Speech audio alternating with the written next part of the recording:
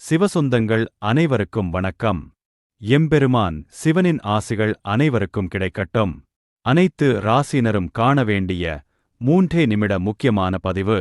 இந்த பதிவை முழுமையாக பார்த்து உங்களுக்கு பிடித்திருந்தால் சிவவாக்கு சேனலை சப்ஸ்கிரைப் செய்ய மறக்காதீர்கள். அதோடு வீடியோவை லைக் செய்து திருச்சிற்றம்பலம் என்று கமெண்ட் செய்யுங்கள். உங்கள் மதிப்புமிக்க ஆதரவிற்கு மிக்க நன்றி. பல முறைகள் ஜாதகம் பார்த்து பல பரிகாரங்கள் செய்தும் எந்த பயனும் இல்லையே என்று புலம்பும் மக்கள் மிக மிக அதிகம். இவைகளுக்கெல்லாம் என்ன காரணம்? நாம் என்ன செய்ய வேண்டும் என்பது பற்றி தெளிவாக பார்க்கலாம். இப்பொழுதெல்லாம் ஆலயங்களில் இறைவனை தரிசிக்க வரும் கூட்டத்தை விட கிரகங்களுக்கு பரிகார பூஜை செய்ய வரும் கூட்டமே அதிகம். அந்த அளவிற்கு மூடநம்பிக்கைகளை மக்கள் மனதில் பதிய வைத்து பணம் சம்பாதித்துக் கொண்டிருக்கிறார்கள் இப்போதுள்ள ஜோதிடர்கள்.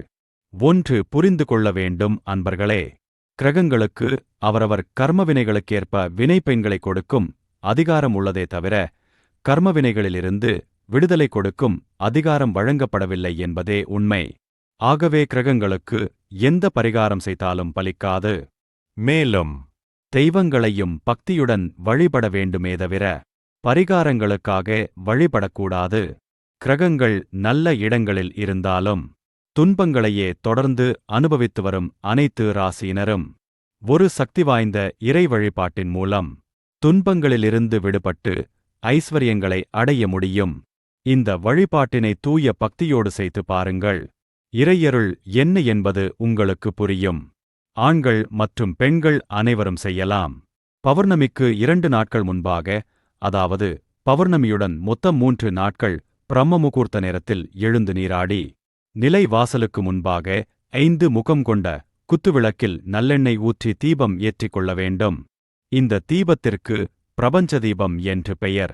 நேர்மறை சக்திகளை வீட்டினுள் ஈர்க்கும் வல்லமை இதற்கு உண்டு.